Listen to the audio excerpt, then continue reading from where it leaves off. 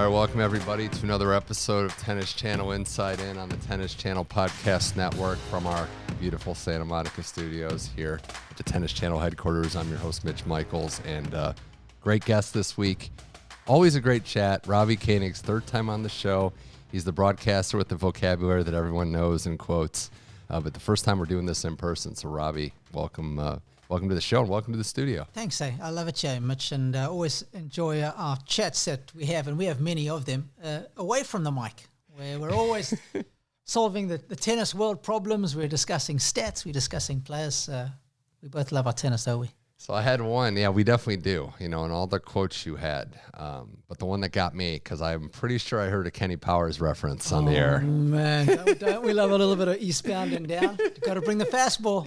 yeah, at all times. That was perfect. But it's been a fun couple of months, and, I like to start with this time of year. There's on the outside, you look at the tentpole events, as they call them. There's still so much excitement everywhere you look. And I was looking at last week, all the finals we had, every story. We had first-time champions. We had drama. We had history-making performances. We had legends. We had young players. So who says there's not drama and excitement this time of year? I know. And so how often have we seen, like, post-Wimbledon? I remember Casper Ruud a couple of years ago winning 3 in a row, and that really, catapulted him, I think, maybe into the top 10 or right into the cusp of the top 10. And I think, if your year hasn't been as good, we're so used to focusing always on the top players, but if you're slightly lower down the ranks and you haven't done as well, post-Wimbledon is a great chance to make some points, get one more grass court tournament under your belt. The conditions on the clay are a little different as well, right? You're playing at altitude in both Gstaad and Kitzbühel, so that plays a little differently. Yeah. That might suit your game. It's suiting one guy's game at the moment, isn't it? And a guy who needs matches, and Matteo Berrettini. Yeah, we can start there. There's so many different ways to go. But last week in Gstaad at the Swiss Open, Berrettini found the winner's circle. A phenomenal run for him. I mean, the final was just insane over Quinton Halles. There was that stretch where he won like 4 straight games. I don't think he lost like 2 or 3 points. Yeah. He completely redlined. And on clay, I think, Robbie, you're going to have people that aren't really or more shocked to see that. Why would you not be shocked to see him find success on clay, and especially on that type of clay in Switzerland? Yeah, well, first of all, growing up in Italy, it's a surface that they're so familiar with, and I think he likes to have a little bit of time on his groundies, so clay affords him that. Obviously, with the altitude, it's slightly quicker through the air, but he's going to get a lot more free points on serve. His backhand slice is going to have more bite as well. Courts tend to get a little drier play in altitude, and it plays a lot more like a hard court rather than a clay court. And I think he moves pretty well on a clay court for a big guy. But for me, it's the mindset coming in post-Wimbledon. He's like, okay, I lost early to Sinner. It's a rough draw. But I think his energy and his intensity and just the desperation to rack up these points, it's clearly evident how desperate he is to do well and wants to get back to being a seed come the US Open maybe. Just a brutal stretch of health for him recently. Yeah. And the slice backhand, how he, maybe not the best backhand, I think that's fair to say, but how he uses his slice, how he can work with what he has tool-wise. And, shout out to one of our other colleagues here this weekend, Abigail Johnson. She put on Twitter, since that Sinner match where he lost those tie breaks, he's been perfect since in tie breaks. So, Felix match in this tournament, he played well. Halles, again, just running through him, but he needs his confidence. And it's funny, Robbie, you look at players that have great years, there's always like that table setting year before. So don't be surprised if Berrettini has a great 2025 and we're like, where did this come from? Well, he's putting the groundwork. He's laying the groundwork now. Yeah, that's such an excellent point. It never just happens out of the blue unless you're, one of the superstars of the game like a Djokovic, Federer, or Nadal. But, and whether you do it at tour level, coming off the back of a strong challenger season, or you have a strong 250 showing and then it rears itself a couple of months later at the majors. But I think to have him at the top of the game is so good for the sport. I think he's a good personality. The type of tennis he plays, he's got that pyrotechnic tennis with the serve and the forehand, the subtle change-up he has with the backhand. And, he's a stud, right? The guy looks like an absolute model. So he doesn't want somebody like that at the top of the game. Yeah, I think our female audience will love that last line. That said, it was a great week for a lot of people in tennis. And, Berrettini's still going on the clay, which we'll touch on at the end of this. But You saw Rafael Nadal on the clay get to the final. Nuno Borges takes that title. Before we get to Nadal, Borges winning his first career title, was able to play college tennis, Mississippi State, knows he's very comfortable. And in that final, played very well, played very aggressive, and did what he needed to do against Nadal, who clearly had a lot of miles on him. But shout out to Borges. That first title, it's a special feeling. Oh, yeah. I mean, he's been playing well this year, played well at Australia as well, did Nuno. Of course, also a college player, right? One of those guys who played college tennis. Big weekend for college tennis players. Couple of champions. You know, we had guys and girls. So yeah, Marcos Giron and Newport as well. Let's talk more about the Baylor Bears, man. Let's not talk about the Bruins. But no, getting back to Nuno, you know, Portugal hasn't had a lot of great tennis players, and I think what he is accomplishing now, following the footsteps of João Sousa, is fantastic. So he's just so solid all around. I did not expect the final to be as one-sided. And listen, we know Nadal had played a lot of tennis going into that match, but I still thought the experience that Rafa has playing so many finals, so many big matches, versus Nuno trying to do it for the very first time, I thought that would even things out, but clearly not. And that's why you got to give Borges a lot of props. He played, you know, like I said, very, very smart. He did what he had to do. He didn't let the nerves get to him. That's, you know, you're playing Nadal, you're playing an aura, you're playing a legend. It's hard. Now, we know Rafa wasn't, you know, he's not going to be the Rafa of old. I think that's fair to say. Also, just brutal. The tremendous fight he showed to even get to the final, all those three setters, the match against Devon that went a minute, literally under 4 hours. So you talk about what it looked like this weekend, Robbie, and Nadal showed flashes and was competing, which was good, but just all the tennis he played, especially at this stage in the game, set him up for not the best of chances in the final. You're right. Yeah, you're absolutely bang on there. There's not a whole lot more I can add to that. I suppose just getting used to the reps. We always say it's one thing practicing as hard as you possibly can, but the emotions that are involved in a match train you even more. And, you know, Rafa hasn't been playing a lot of late. It's going to be fascinating to see how things shake out, because there were some really good signs there. Yeah. When he goes to Paris and he plays on that favorite court of his at Roland Garros for the Olympics, I'm really curious to see whether he can go deep there or not. I think, on the doubles side too, playing with Alcaraz will be interesting. But I think there's some things to look at positively for Nadal. He feels pretty good, you know, obviously a little tired, and thinks he can keep going and playing a little bit longer. We don't know what the timetable is. It's just when you watch these legends play, and it's unfair. Obviously it's unfair, but you're comparing them to what they were. And how is that realistic? It can't be, because there's points where Rafa was literally Superman, and he's still good, but he's not Superman, and that's a tough fall for anyone. And if we don't compare them, then the tennis fans get cross with us. But this guy's won French Open 14 times. Yeah. Let's not forget. You know, I think that's absolutely true. But there are mortals at the end of the day, and we certainly saw it in the finals against Borges, no question. So Borges gets the title, first career title for him. Also, Marcos Giron, who we mentioned, into his 30s now too, and that's a special one, right? We've seen it twice now this year, at least off the top of my head. Struff winning the title into his 30s. Giron doing it also on home soil, although, you know, Newport's a little far from California. But what a final that was against Mickelson. Mickelson now a two-time finalist at this event. We think he'll probably get one maybe here, but that match was great. Giron saves a match point, and these two Americans put on a show. I was really impressed, Robbie, with Giron sticking in there, dealing with that weapon of a serve that Mickelson has, and just getting after it, showing his legs off all day. Like, the fact that he was able to have the endurance to outlast Mickelson was very impressive. Yeah, and Mickelson reminded him about that ace match point down on the trophy ceremony, didn't he? Yeah. It was a great duel. Both guys obviously trying to get their hands on a first title, but I just thought Marcus was inspired by Andre's presence early in the week. You pointed that out. It was earlier, and he said he's just a good-looking face over there, but you're trying to butter him up too. Yeah, and they have a wonderful relationship, don't they? And it seems like he picks Andre's brain a lot. And I can't think who he played in the quarterfinals when Andre was sitting behind the court, and he was moving around the court like an absolute gazelle. Mm-hmm. And he looked energized, he looked inspired, he looked motivated. And, I think he rode there through that quarterfinal match, the semis and the final. I thought he returned serve really well. And most importantly, in the big moments, he did not back down. And perhaps that was the experience of playing in two previous finals. The first final he played was a little bit of a washout. The second one against Tommy Paul this year in Dallas was a closely contested affair. And I think he would have learned a lot from that. And I think in the end, that was the difference, that experience. It certainly was. He's into his career high ranking, into the top 40, going over to the Olympics, just riding the wave.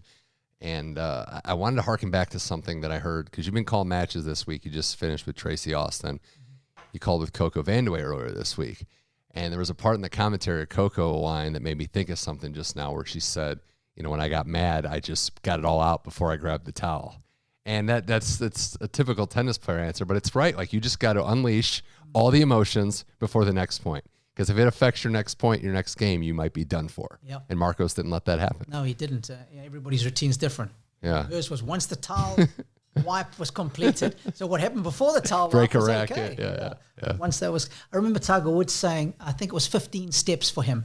Once he left the green, if he'd made a bogey or whatever, double bogey, 15 steps. And by the time you'd taken 15 steps, everything was forgotten.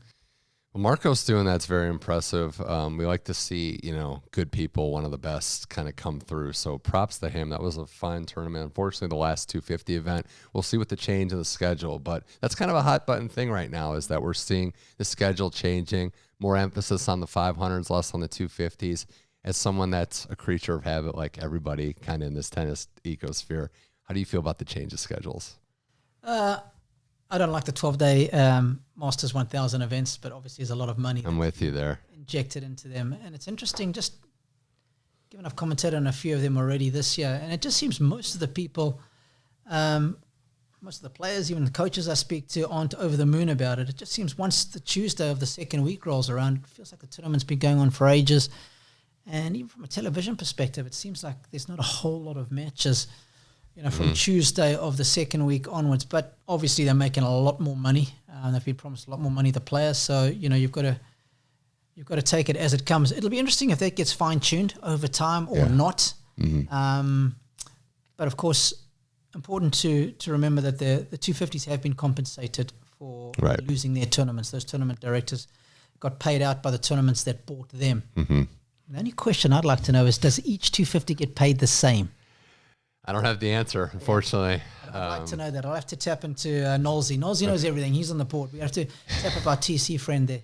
Nolsey, 2 months ago on this show, right before RG, was like breaking down the doubles, like the new format. I just asked him a throwaway question, like, this new doubles format. And he went into it. Okay, this is what happened. These were the meetings. I was there. I'm like, he's the man. That's the guy with the secrets. Well, before we move on to some other storylines, the other men's match I got to get to, Hamburg, Germany. That was an epic final. Arthur Fils getting it done. The biggest title of his young career at age 20. Wins a 500 level event against Alexander Zverev. It was chippy. It was intense. There was rain that they had to close the roof. Fils didn't back down. He stayed in the fight. He saved literally 20 break points. And he comes away, Robbie, with the biggest hardware of his career. Oh, buddy, I'm sure he had Tom Petty playing on the way to the court that day. I won't back down. And he did not. Obviously, the tail end of that third set, down break point. I can't remember if it was 4-all or 5-all in the third, where he hits the underarm serve. It was 4-all, or 5. It might have been 5-all, actually, yeah. But that was that's what set a lot of things off in motion. But I think it set things off for the crowd. Mm-hmm. They were the ones that were whistling. He was just checking the mark, because initially he thought it might have been in, and then once the mark was checked, it was out. But that's when I think the crowd got on his back. But it was so interesting to hear what he said after the match, right? That he had cramp in his shoulder, and he felt like he couldn't hit a normal serve. So he's obviously disguised that by going with the underarm. And then, of course, it starts to spice up when Zverev misses the easy second serve return. And then they are eyeballing each other, and the change of ends at 6-5. Fils actually confronts Zverev, stops on the way past, and then chair umpire had to get involved.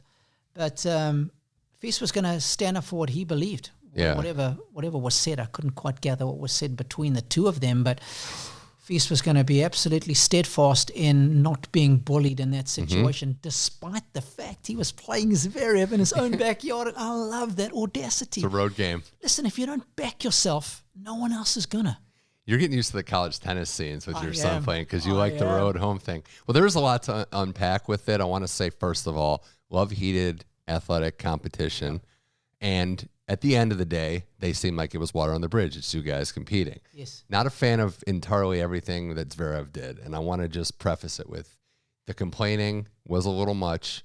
Now that Fils explains it, the crowd going into it, that's not their But then again, Fee's stepping in. He's not going to be bullied. He's not going to back down. Look, this is what I did. Sorry you have a problem with it, but it's not really my concern. No. And what happened was Fee's continued to play well and Zverev's level dips. So say what you want. You could disagree with my assessment of it, but there's no denying that after that confrontation, one player dipped. It was not Arthur Fee's. Bang on. There's nothing more you can add to that, right? And, I watched Fees play at Wimbledon this year, and he lost to Alex de Minaur, and I was so impressed with how hard.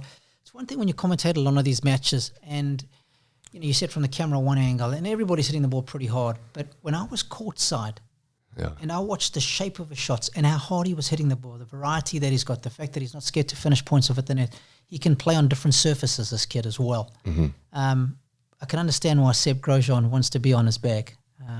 Was left the job as Davis Cup captain of France to coach him, and I think he is a great horse to be on the back of, and we're going to see a lot more of this guy. But the courage and the self-belief that he showed in that moment has told us a lot about his character. Watch how he played those break points too. I know Zverev had some mistakes, but a lot of them were just big shots going for your moment. Yep. Win or lose, dying on your sword, and he didn't die that day. And the youngest player in the top 20, he's born in 2004, so we got another youth movement coming. Yes. Great stuff. More with Robbie Koenig here on Tennis Channel Inside In. We're talking tennis around the globe, pushing into Olympics and then the start of the summer hard court season, but still a lot of clay court tennis too. Also wanted to point out another college tennis player who did very well this past weekend, Diana Shnaider, now has a title on all three surfaces this year. 20-year-old out of Russia, college tennis player at, down in North Carolina. Is it North Carolina State? I think it was NC State, wasn't NC State, yeah. Yeah, and winning another title and coming up with the goods and looking like a player, Robbie, who hasn't even come close to her ceiling yet. I think that's the most impressive thing. I mean, it's unbelievable, right? Yeah. Even when she had a lot of strapping on last week, and I was just thinking, well, how's the movement? So she's dealing with all this adversity. You can win when you have adversity. That tells a lot about how good you are, how well you use your skill set, how qualified you are from the neck upwards, man. Between the ears, she's so strong. It was a talent of last year where she started to have all the good results, didn't she? A couple of finals in a row, didn't quite get the job done. But new season, somebody who's learned from their mistakes. That's the other thing. When I watch Diane play, it's how quickly she learns. And in the space of 12 months, it's been astronomical, right? Yeah. I got another one for you, too. It was when she played Sakari last year in Australia. Sakari won that match, but she wasn't backing down. It was a little heated. There were some moments, and she was giving it to Maria, who was a top 10 player at the time. So I'm saying, we talk about Arthur Fees. There's a few of us. Maybe this young generation, this crop of kids, are just not going to back down, which obviously, in her case, college tennis, which will help that because you're used to some adversity. Oh, yeah, no. Everybody's in your face. Your opponents are in your face on the side of the court. If you're playing away from home, you know what it's like. The home team can really get in your grill. So that it does really prepare you so well for tour life and situations that manifest themselves like that. But it's going to be fascinating to see how she does in the final major of the year. I can't wait for the US Open to roll around, and because she's going to relish being on the bigger stages now with all this confidence she's been able to garner. The other women's event I want to mention too, Qinwen Zhang defeats Caroline Muchova in Palmero. Qinwen Zhang I've been heaping praise on. I think she's going to be a major player in the game for a while, has a lot of gifts, a lot of weapons. And Muchova coming back is just great to see. All the injuries, really when you get chopped down, Robbie, at the peak of your momentum, it can be brutal to kind of come back. So it's nice to see her getting the building blocks going for that. Yes, so many great Czech players. I think it was the US Open which made the semifinals, wasn't it, for Muchova? Yeah, and then she had the RG final where it was a 3-set thriller with Iga. Yes. Yeah. Last year, yeah. And then to get injured after the US Open, not play for a long time, it's always nice when you see them come back and do well in the first couple of tournaments back. But Qinwen, man, I love everything about her. I love her personality. Forget about the tennis. I just love the energy, again, with which she plays. So big off the forehand side. The serve always fascinates me. But proper play, everything she did at the beginning of the year in Australia.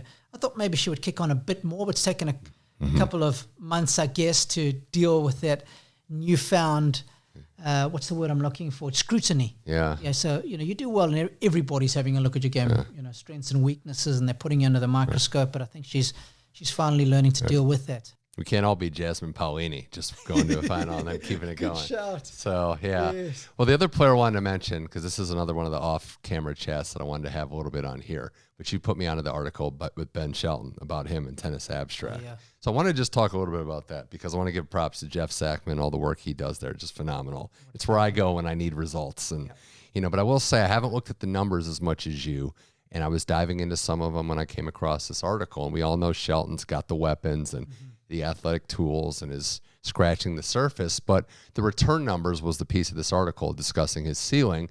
Basically, the threshold that he was at last year was sub 33%. This year, checking the math, he is right at 33%, so a slight increase, but there is a limit of players that have not broken through if they don't get to at least that 35% range. And the other piece of this article, Robbie, is that it's hard to improve that number. So when you looked at that article, which I know you studied and went over, and you look at Shelton's game and his ceiling, what do you think his potential is given that info, given the struggles on the return side? Yeah, so the article was suggesting, to be a top 10 player, you need to be around 35%. I mean, he's right there, but he's not there yet. So that's a fascinating part. I think the thing that surprised me the most was how difficult it is to improve the return of serve over the course of a career. And the two examples that Jeff gave were Feli Lopez. So just to be absolutely clear, we're talking about great servers and how their return game stacks up alongside their serving. So obviously, Feli, one of the best, and Milos Raonic also one of the best servers, but the return game was subpar. Even Milos, in his 2016 season, I think it was, he got to above 35% return points won percentage. That is the big number. Yeah. And in order to be... So you got to win more than 1 in 3, essentially, is what we're looking at. Yes. You've got to consistently be above that number. Yeah. And that is to be a top 3 player. Yeah. And it's not easy to do. So you almost have to have an outlier of a season, which he did in comparison to all his other years. That 2016 season for Milos was very much an outlying season, and that's what it took for him to get that high in the rankings. Now, it's clearly difficult. The numbers tell us it's difficult, but I think what Ben has is that he's got somebody in his corner, in his dad, who understands the game intricately well, and I think that's a massive plus for him. I think the relationship they have is solid, and if anybody is going to know how to improve that part of the game, I think he's in great hands with Brian. Brian is coached on the women's tour. Everybody forgets that. Yeah.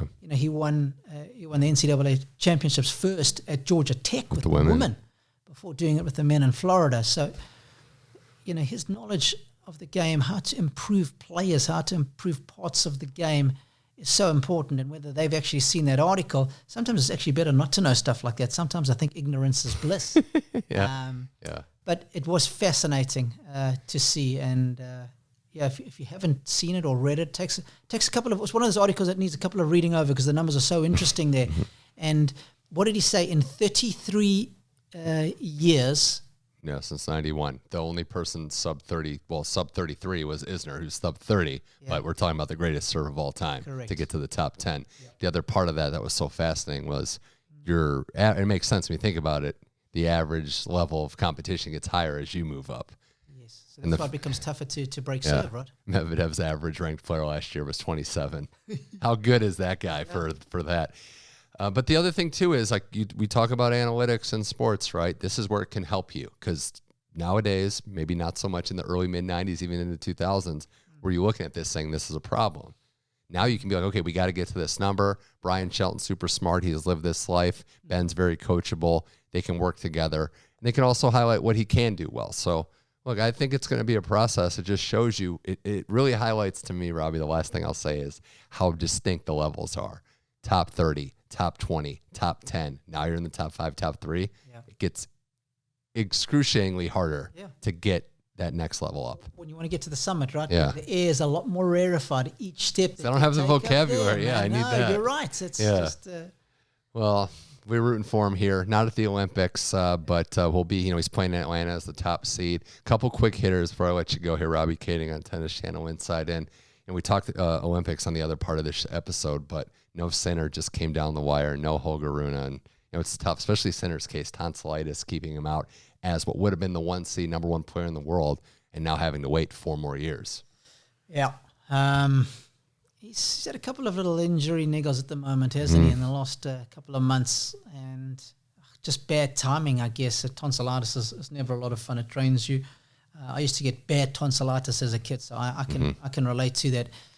And these days, if you want to win in a tournament as stacked as the Olympics, man, you've got to be on top of your game every single match. We've seen it, even if you're one of the best players in the world. If you're a little off, there's going to be guys there ready to knock you over. So it's always sad. I love watching Sinner play. I love everything about his game. Yeah. And I just want to see as many duels between him and Alcaraz as I possibly can. Alcaraz has got the momentum now, 3 out of the last 5. So 3 of the last 5 majors belong to him. So it's going to be fascinating. The action this week, though, there's still clay to be played. People getting some prep in for the Olympics. Hard court in Atlanta. We're getting ready for that run. I will mention, too, someone we didn't talk about after Newport, Riley Opelka playing very well. And making the semis last week, I know it didn't end well for him, but basically 2 years off and being a problem, being someone that already players don't want to play, it's just striking. Yeah, and the first match against Lestienne was an uncomfortable one. The wind was pumping in Newport, as it always does, but it was uncomfortably pumping. And he managed just to survive that and then, got a couple more wins under his belt. And it's always nice when you can come back. And as he said, he didn't know what to expect. He didn't know how to plan his calendar, of course, because he could be losing first round every week, and then I need to play every week. Or if I go deep, I go to the semis. How does that affect my scheduling for the rest of the summer? And he mentioned it's a nice problem to have, playing too many matches and being involved in too many events. So I wish Riley well. And of course, when you've got a weapon that's as big and as dangerous as his serve, I think your chances of coming back to success are a lot greater. Yeah, I love that quote. Nobody wants to lose to the guy who hasn't played in 2 years.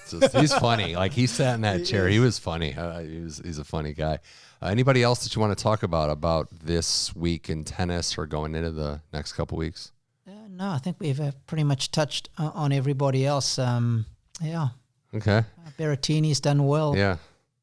Yeah, we'll have to see. I mean, it was the other thing I want to mention, because he's playing D.C. next week. What did you think about the story that after his loss at Wimbledon, it's been a tough time for Andrei Rublev? He had a nice chat with Marat Safin to get his head on straight.